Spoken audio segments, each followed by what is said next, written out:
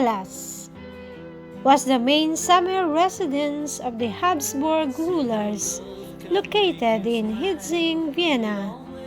The name Schonbrunn, meaning beautiful spring, has its roots in an artesian well from which water was consumed by the court.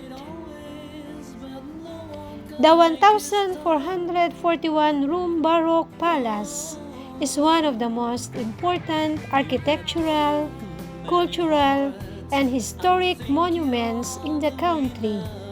The history of the palace and its vast garden spans over 300 years, reflecting the changing taste, interests, and aspirations of successive Habsburg monarchs. It has been a major tourist attraction since the mid-1950s. History. In 1569, Holy Roman Emperor Maximilian II purchased a large floodplain of the VIENNA River beneath a hill situated between Medling and Hitzing. The former owner, in 1548, had erected a mansion called Kattenberg. The emperor ordered the area to be fenced and put game there such peasants, ducks, deer, and boar in order for it to serve as the court's recreational hunting ground. In a small separate part of the area, exotic birds such as turkey and peafowl were kept. Fish ponds were also built. During the next century, the area was used as a hunting and recreation ground. Eleonora Gonzaga, who loved hunting, spent much time there and was bequeathed the area as her widow's residence after the death of her husband, Ferdinand II. From 1638 to 1643, she added a palace to the Kattenberg mansion, while in 1642 came the first mentions of the name Schonbrunn on an invoice. The origin of the Schonbrunn orangery seemed to go back to Eleonora Gonzaga as well. The Schonbrunn Palace, in its present form, was built and remodeled during the 1740 to 1750s during the reign of Empress Maria Theresa, who received the estate as a wedding gift. Franz I commissioned the redecoration of the palace exterior in the neoclassical style as it appears today. Franz Joseph, the longest reigning emperor of Austria, was born at Schonbrunn and spent a great deal of his life there. He died there at the age of 86 on 21 of November 1916. Following the downfall of the Habsburg monarchy in November 1918, the palace became the property of the newly founded Austrian Republic and was preserved as a museum. After World War II and during the Allied occupation of Austria, Schonbrunn Palace was requisitioned to provide office space for both the British delegation to the Allied Commission for Austria and for the headquarters for the small British military garrison present in Vienna. Schonbrunn Palace is one place you will want to be sure to include in your visit to Vienna. Named as a UNESCO site in 1996, its lavish beauty, art, and formal gardens will open your eyes to the elegant lifestyle enjoyed by Austria's imperial family.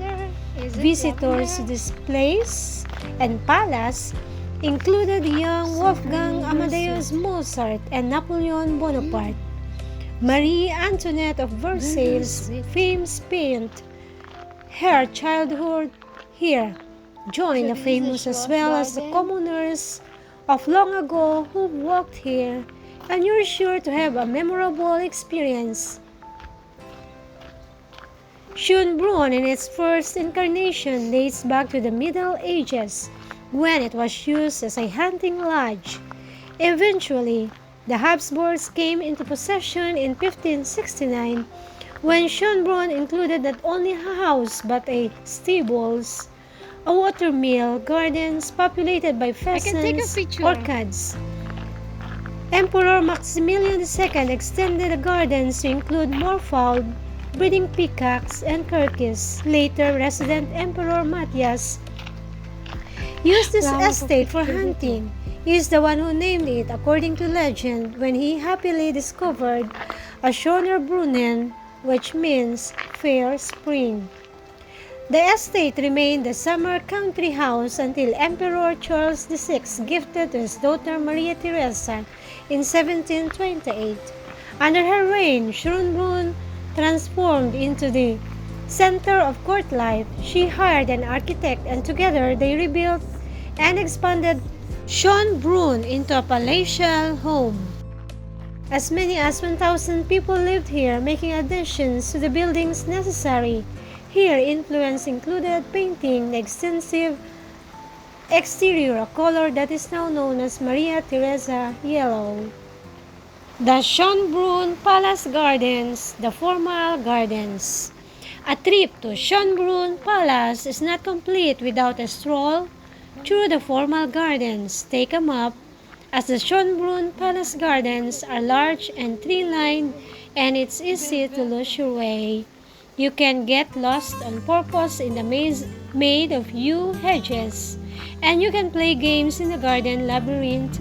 The grounds also offer fountains, sculptures, and a zoo. The Schonbrunn Palace Gardens, free for everyone, are a not to miss in Vienna. During the summer, you can admire the beautiful flower arrangements. On a hill overlooking the palace is the fascinating Gloriette. Vienna is beautiful and you won't miss it as it's visible from the moment you set foot in the Schonbrunn Palace Gardens. Climb up the grassy hill and turn around for breathtaking views of the palace. You can enjoy a lunch of salads or sandwiches in the cafe inside the Gloriette. This is also the perfect place for a cold drink on a hot day. Around 40 of the 1,441 rooms of the palace are open for public viewing, including the various private apartments used by the Habsburg monarchy and the Hall of Mirrors, where a 6-year-old Mozart played for Empress Maria Theresa. Unfortunately, in this time, I didn't go to enter the rooms available here because I don't have enough time. I think less than 6 years ago, I'm not yet sure, but I visited Vienna Museum in my it was first time, and I visited all the rooms. I think 40 rooms I visited. Yeah, it was so delighted, so beautiful. And now this time I traveled only the gardens and parks. The Neptune Fountain, a large basin of water, sits under a huge stone fountain decorated with figures from Roman mythology. At the center, Neptune stands with the god's casual in oceans, leaning on his trident and flaunting his not inconsiderable stomach muscles. Another sea deity, the goddess Thetis, kneels before Neptune, who seems disinclined to hear her pleas. Tritons and seahorses of the large chomping at the bit kind dominate the rest of the display. The fountain operates from around April to mid-October depending on the weather and maintenance requirements, with water flowing from 11 a.m. to 3 p.m. The current palace dates back to the 1740s, though a long history of extensions and rebuilding work followed. Once a summer residence out in the country, the growth of the city now means Schonbrunn represents an oasis of relative architectural and parkland tranquility in the midst of a 21st century Vienna. Schonbrunn contains hundreds of rooms, and you can visit a selection of the most spectacular ones on a palace tour. Each room hums with history, following the footsteps of Napoleon, Mozart, and even President Kennedy, not to mention a truckload of Habsburg emperors and empresses. So here they have a locker. Locker. Let's put my language here. Schonbrunn.